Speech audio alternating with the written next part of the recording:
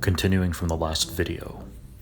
In that video, we found that you could simplify the left equation by multiplying everything by 100. When you do that, you distribute the 100 into both terms here. You get 2x minus 4. And on the right side, 100 times 0 is 0. You can add 4 to both sides now. And then divide both sides by 2. You get x equals 2. This is the simplified equation on the left side, and this is the original equation on the left side. We'll need those later. Now for the right side, we found that we could simplify the right side by multiplying everything by 5.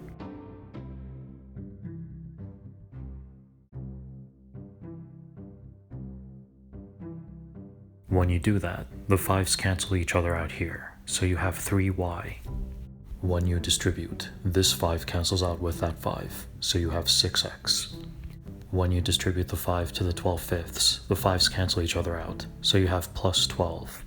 And at this point, you were able to simplify the equation by dividing everything by 3, which gave you y equals 2x plus 4. And then at that point, you took this x equals 2, and you plugged it in here. This resulted in y equals 2 times 2 plus 4, which was y equals 4 plus 4, which meant that y equals 8. So we found that the answer was x equals 2 and y equals 8.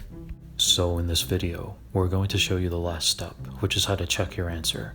This step is completely optional. So to check your answer, you're going to plug these coordinates into the original equations or the simplified equations, whichever one you want to pick. It should get you the same answer. So on the left side, you already have your simplified equation giving you one of the answers, so you don't need to do anything else here. You could optionally use this equation, but you really don't need to since you already have the answer there. But if you were to use this equation, you just take this 2 and you plug it in right there.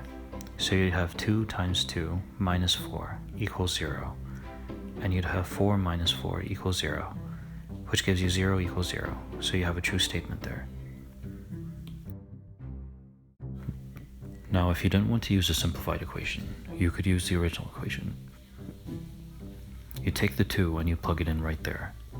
So you'd have 0.02 times 2 minus 0.04 equals 0. When you simplify this, you get 0.04 minus 0.04 equals 0. So you have 0 equals 0, which is a true statement. So we're done on the left side. Prove that this is the answer. There is no y term to check, so we're only plugging in the x terms. And we prove that it's the correct x term for both the original and the simplified equation. So now on the right side, let's check the simplified equation first. We know that 8 goes here for y. And we know that x is 2. So we're going to replace the x here with the 2. And now we're going to simplify. You have 8 equals 4 plus 4. So you have 8 equals 8, which is a true statement. So the simplified equation turned out to be true. But if you wanted to check the original equation, you take the 8 and you plug it into this y. So you'd have 3/5 times 8 equals 6/5. And you take that 2 and you plug it into that x. And then here you have a plus 12/5. So remember that the 8 here is actually 8 over 1. So with that in mind, you'd be multiplying the 3 times the 8. So you'd have 24. And then on the bottom you'd have a 1. So you'd be multiplying the 5 times the 1 and you'd have a 5 on the bottom. Same thing over here. 2 is over a 1.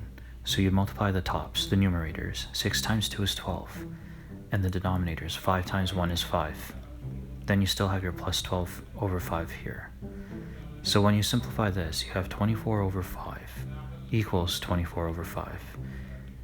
And so you have a true statement. So you have the correct answer. In summary, we showed you how to use either the simplified equations or the original ones to check your answer. This step is completely optional, but it gives you an extra way to check your answer. The ordered pair 2, 8 is the correct answer.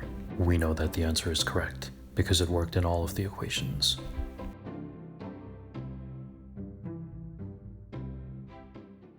Leave a comment below. Subscribing is free. Click the like, subscribe, and bell notification buttons for more videos.